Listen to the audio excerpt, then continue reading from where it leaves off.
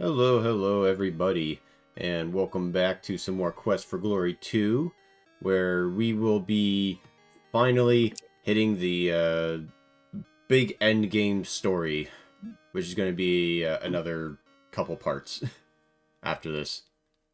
But it'll be worth it. But right after breakfast. Of course. You can't go on saving the world in an empty stomach. Exactly. It's also a good thing heroes can't get fat. That is a proven fact said by the game.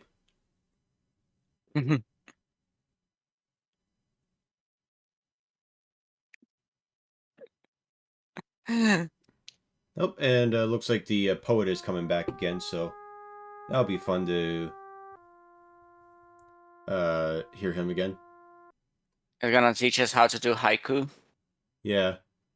Also, the guy just mentioned that we're going to be going on a trip to Raseir, which I don't remember ever saying I was going to do. So, hero.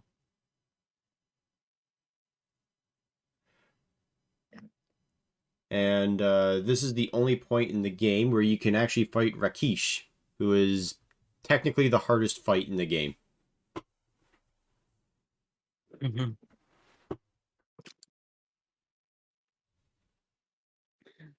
Show me, hero, how you taught this woman to have dinner ready on time.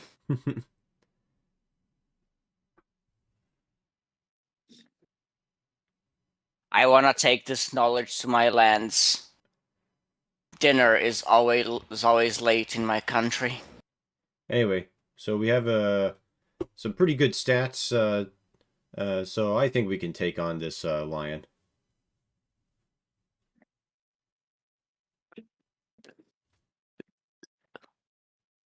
And yeah, we got enough stamina. Alright, let's do this.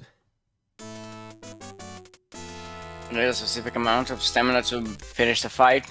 Well, if we run out of stamina, then we lose, so...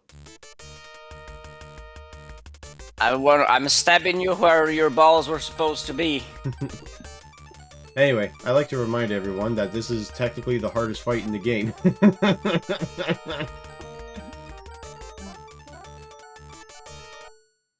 It's like that meme of the Terminator searching for the little girl. It's like the first boss of the game. Me after doing all the side quests first. Oh, the first boss of the main story.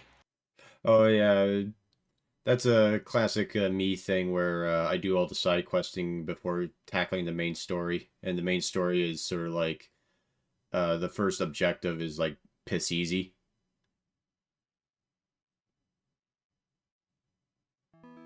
It's kind of like in Morrowind, probably one of the characters, uh one of the most known enemies in Morrowind is Snowy Granius, because it's the guy who fight in the bridge doing like one of the first missions in the main quest. And if you go there at level 1, it's actually a challenging fight. It's actually like a decent fight because he uses magic and he does a lot of damage. And at level 1, you can't take that much damage from magic. Anyway, And Barney decided to join in on our conversation here. yeah.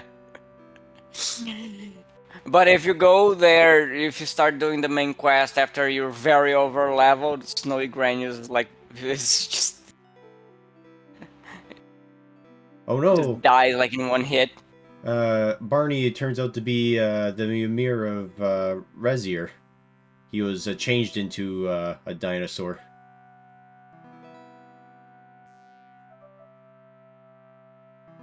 So that was the big twist. Although, I shall always be calling him Barney. Now I'm gonna change the channel so we can watch the new Star Wars movie. Are they making a new Star Wars movie, or is that officially been like quashed now? Because like I think the only good thing that came out of it, the Star Wars lately, was Andor, from what I've heard. Yeah, but nobody watched. Well, yeah, I mean, when you fuck up so many times, even if you do make something good, it's going to be hard to be like, hey, this one's good. Yeah.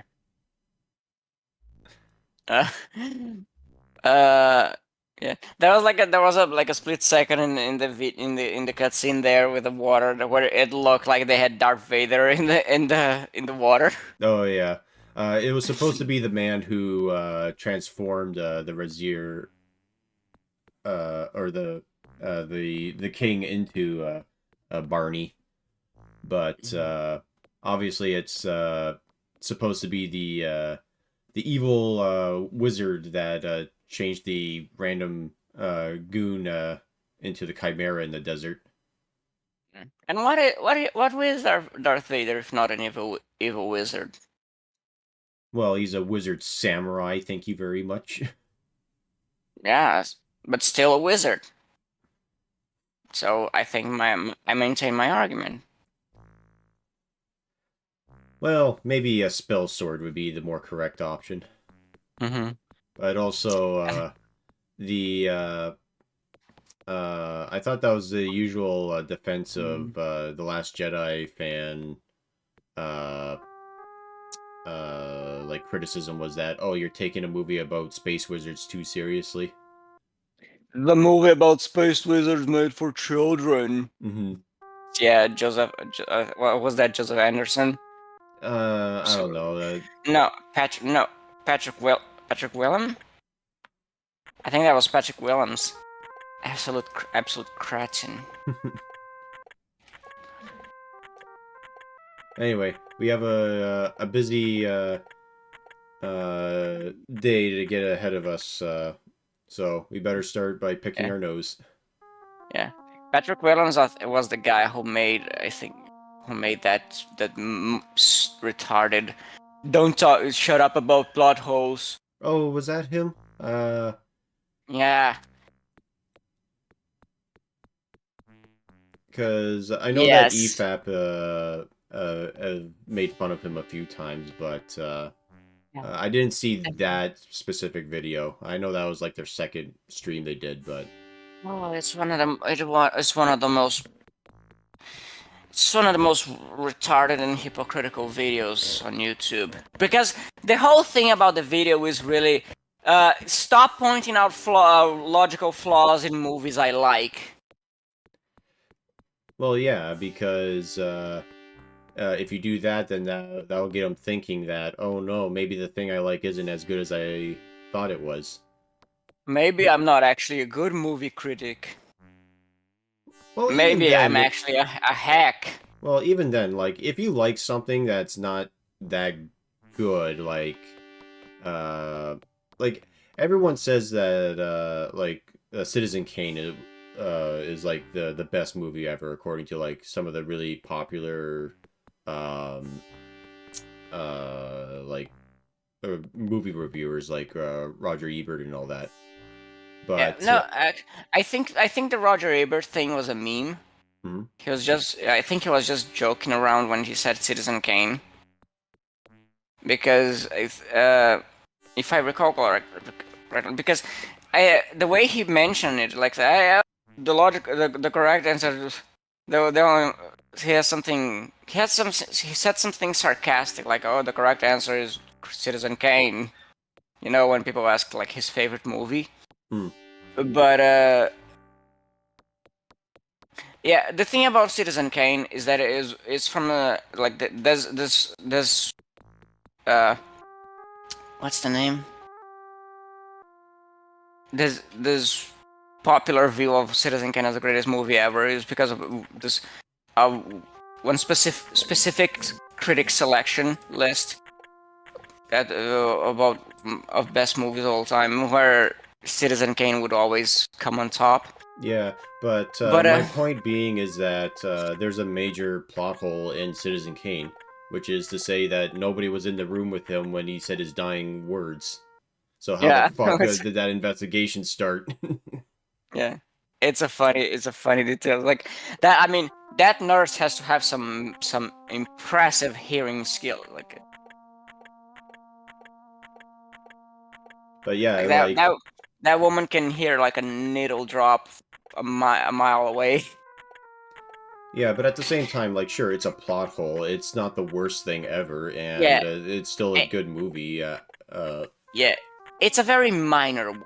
yeah. That's the point. So it's. I guess it depends on how much things compound on each other and like how much it sort of damages it. But Yeah. I don't know exactly what his examples were because I didn't see the EFAB video or his original video. So Oh, he had some really retarded ones. okay. Like what was an example? One example, for example. One example, for example. Wow. Impressive English. It's fun. Uh, there is a quiet place.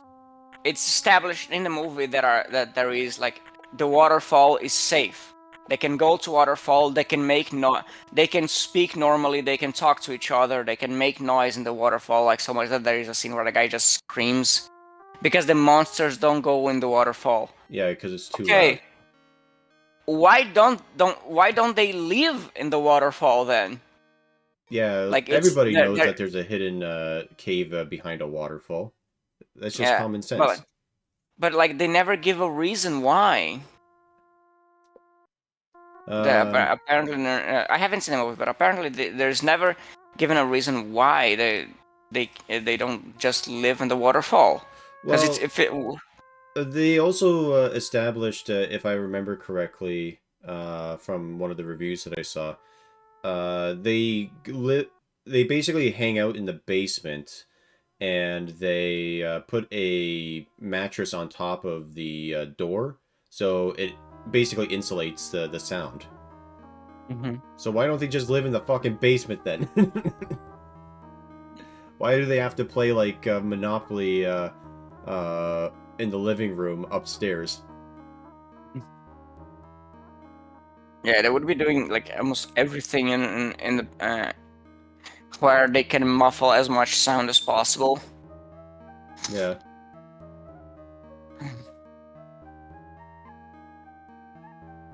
Oh, speaking of, we were asking about Star Wars. Apparently, they did a they. It was probably just silent. It was probably just silently canceled, but they were making plans of making a Ray movie. Oh yeah, I think I heard EFAP talk about that, but I thought that was like a joke. Oh, like they did. At some point, like they did mention Disney did mention they were wanting to make a Ray movie, I think which, 3 was more than oh enough. goodness, oh goodness, I am honestly would love to see them do that. I would love to see them move because they have nothing else. Like they killed all of the legacy characters just so they could have they could have Ray and whoever else like the new characters just take the reins of the series, and it's like, man, I really hope they try a Ray movie.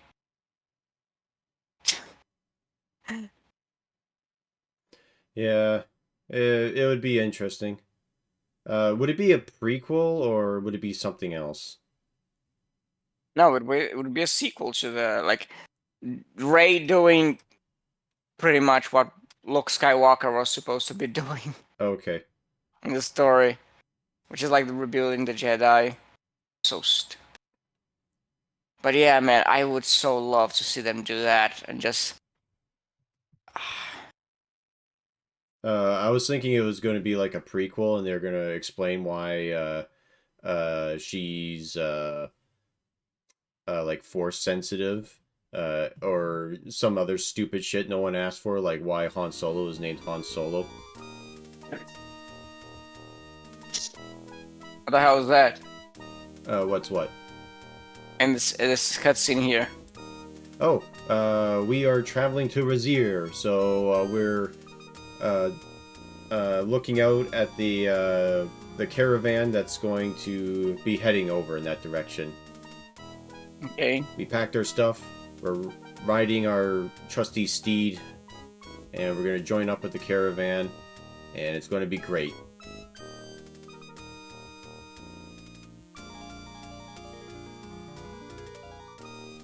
I mean, look at all those dinosaurs.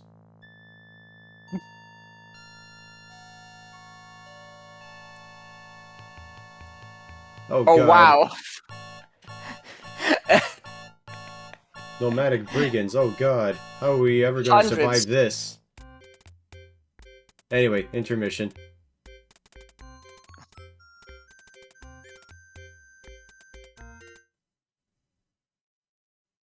And that's how we survived. We just killed them all. Do you have to be in a specific level for this to happen, or? No, it just always happens.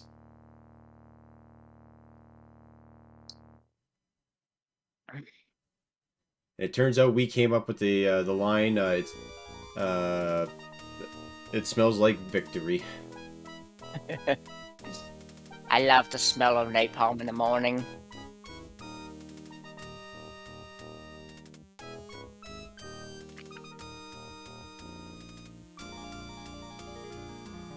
Yeah, and at this point in the game, it's very linear, and there's not much you can really do. Basically, it's just... It's pretty much all story. It's kind of like with the Brigand Fortress in the first game.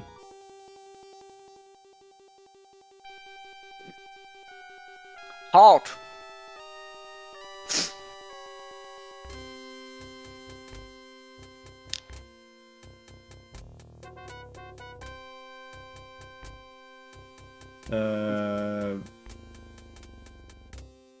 Do we have a visa? Well, no, because we didn't even know that we needed one, so... But thankfully they were nice enough to give us a visa, so huzzah.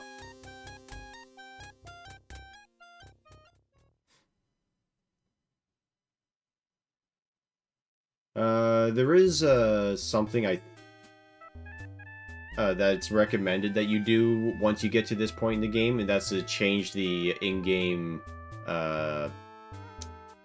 clock or day counter to the fastest setting, because there is literally nothing to do but wait around until the next plot event happens. And it's one of those games where you can't just you know, sit down and just wait for time to pass.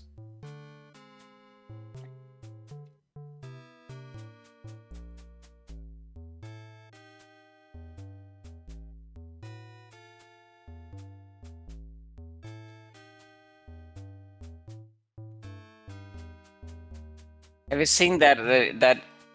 You remember the Acolyte? Yeah, I remember the show, but I've never seen it. Yeah. I just know that it's about space witches that impregnate each other with the Force, which is now called the Thread. Yeah, there was a very funny event on social media. Kid you not, a porn star went on Twitter and said, "I just watched the new Star Wars show, The Acolyte, and now I can safely say I've been in better acted Star Wars movies." Guess what kind of Star Wars movies? Well, if it wasn't porn, then I'm going to imagine it was Turkish Star Wars. That would be an event. That would be a story. But yeah, she was like in a porn parody of Star Wars. Can safely say I've been in better acted Star Wars movies. Well, this is just the reskin to like a... Right? Yeah. This is just the end. Like the disposition of the tables is the same. Yeah, so the thing about Raseir is that they explain it in game that it's a sister city to Shepir, but the little detail that they did in this game is that the map layout of Raseir is exactly like Shepir, but it's mirrored. Although the other issue is that most of the streets are actually blocked off, so there's not much investigating or walking around to do.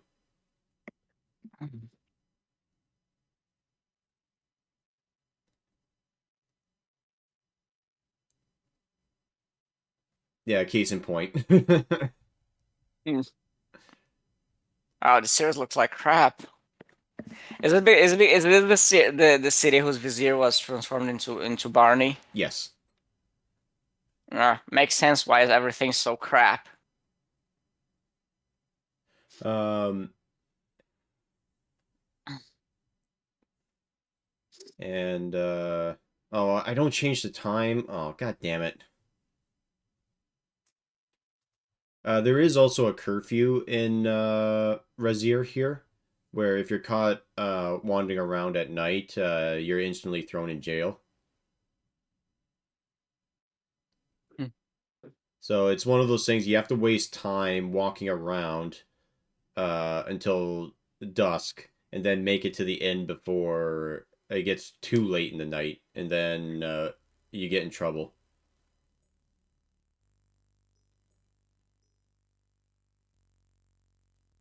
So yeah, this is definitely the low point of the game.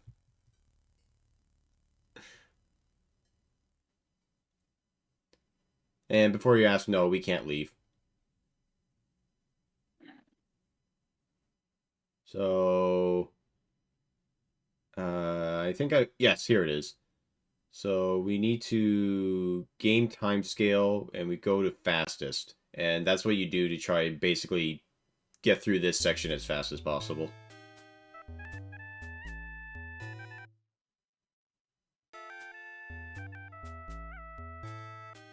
See, do I look at the parrot? I don't think I do. So I think we get spared the Monty Python reference.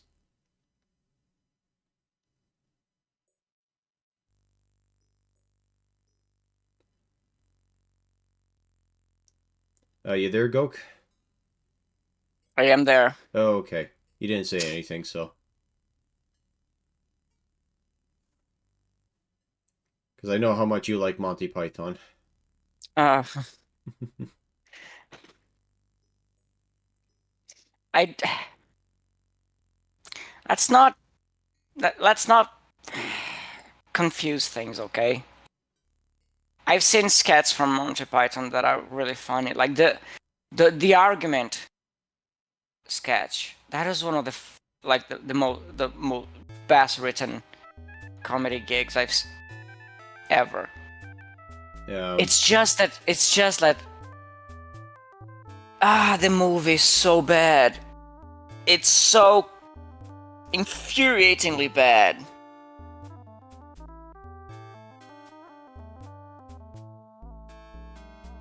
Specifically, specifically Monty Python and the Holy Grail. I actually have avoided watching any more Monty Python movies just because I hated Holy Grail so much. I mean, they only made 2 other movies. Mm-hmm. Yeah, but I also haven't heard good things about Life of Brian. Really? Like other people who I've seen some, for example, other people who have disliked Holy Grail not express good things about good opinions about not express liking Life of Brian very much. Because most people, when they say that, when it comes to like the 3 movies, it's either the Holy Grail or it's Life of Brian is their favorite.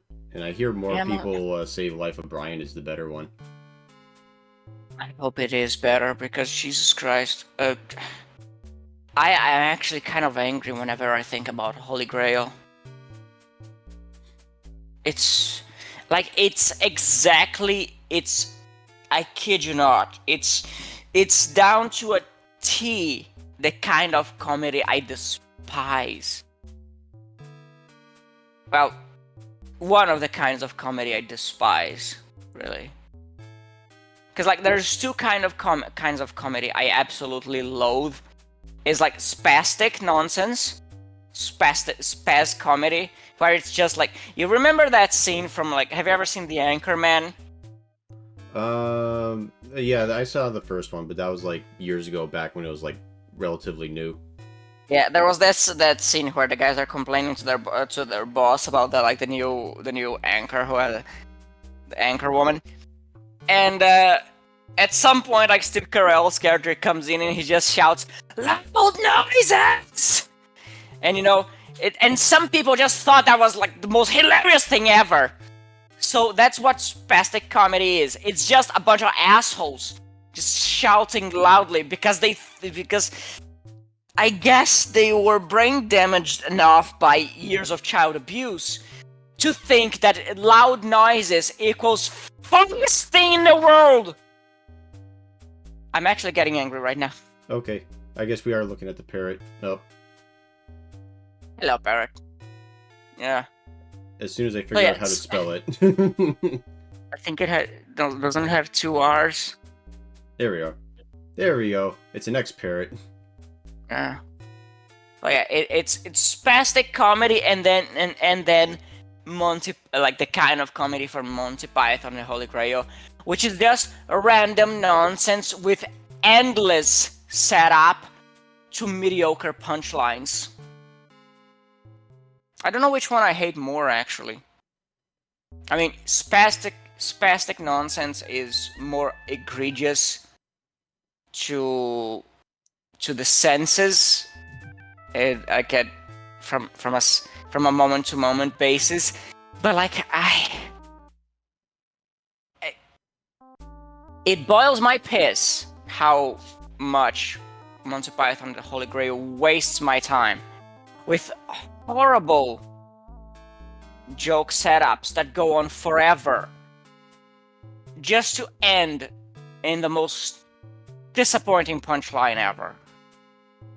If there is even a punchline. It's so bad. And then a bunch of cretins just said, "Oh my god, this movie is like one of the best written comedy ever made." Have you tried lobotomizing yourself? Because I don't think there's much more of a brain you can lose that if you're making those kinds of statements. I'm sensing a lot of anger in the way that you speak, Gok. Have you tried twisting your balls in the other direction? No, that's just for Saturday. I live the cock and ball torture for special occasions. Okay, if you do it every day, it loses luster. Well, they seem a little bit too wound in the one direction. You should probably try the other direction.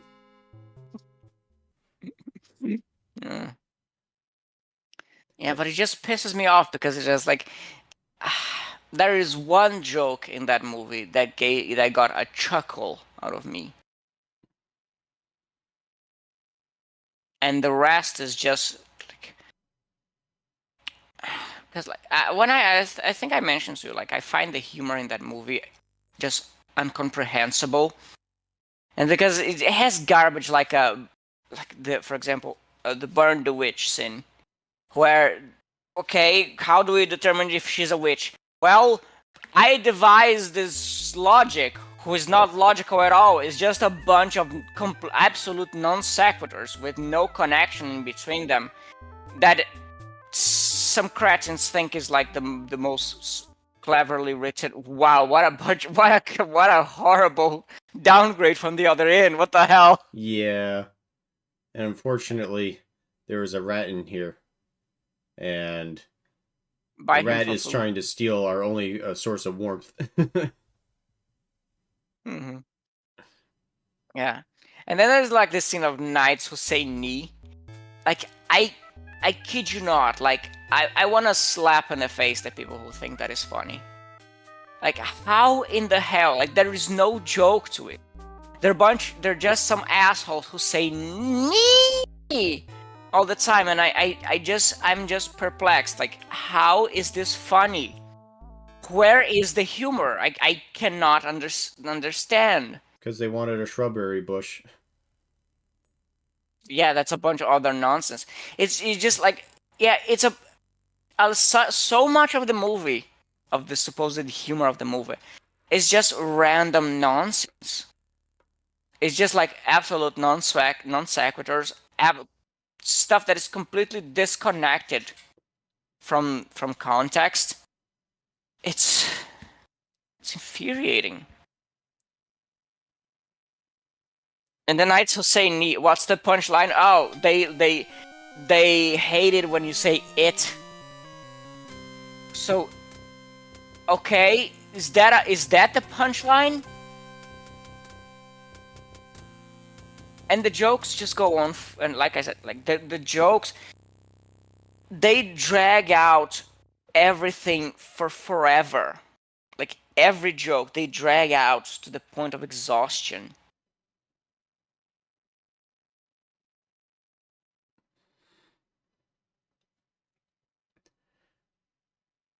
I really want to know what's wrong with humanity, man. Well, apparently, smuggling water into this city is forbidden, even though it's a desert and the fountain is not working. So you'd think people would be desperate for some water.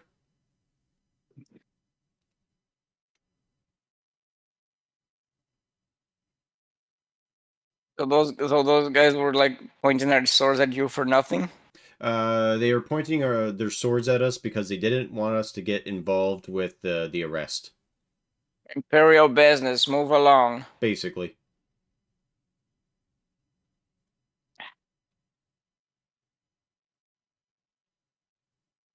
But we managed to kill off half of the morning, so that's pretty good. And half of the half of the running time of the video with just me ranting about Monty Python. Yeah. But don't worry. Oh, we now have plot to do. Thank God. Hello, madame. You're looking dressed for gala.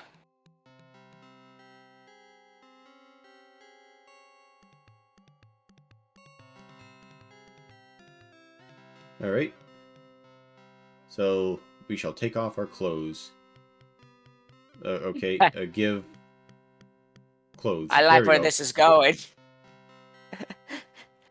Now you, madame. Oh, good thing Shima packed me a spare. Anyway, and this is why we bought the X-ray glasses.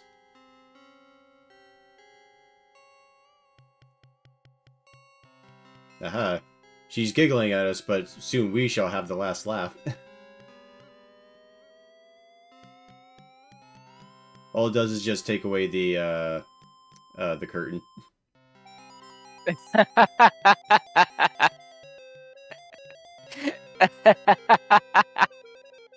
Now, you'd think that by doing that, we would lose honor and lose the ability to become a paladin. That is incorrect. So, remember, kids, it's honorable to look at women changing without their consent.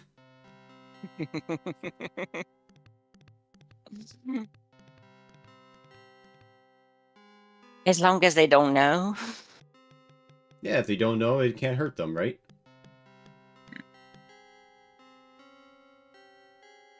Yeah, like what the saying goes, like what the eyes don't see, the heart doesn't feel, something. So we can ask her servant about what's been going on.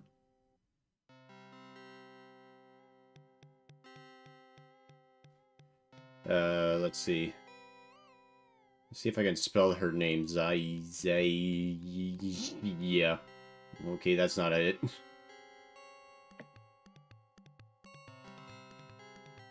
Yeah. Zaisha.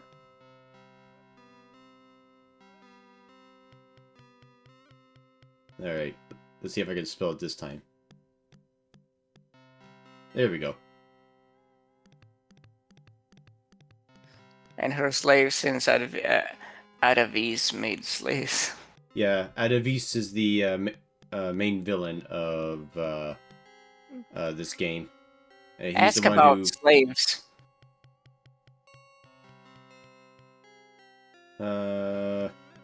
ask about Aldin.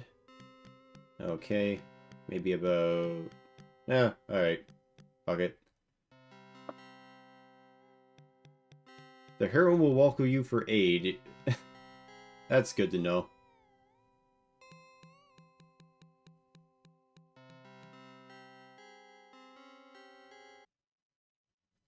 And that'll be it for the video. So, hope you guys enjoyed, and we'll see you all next time. Have a nice night.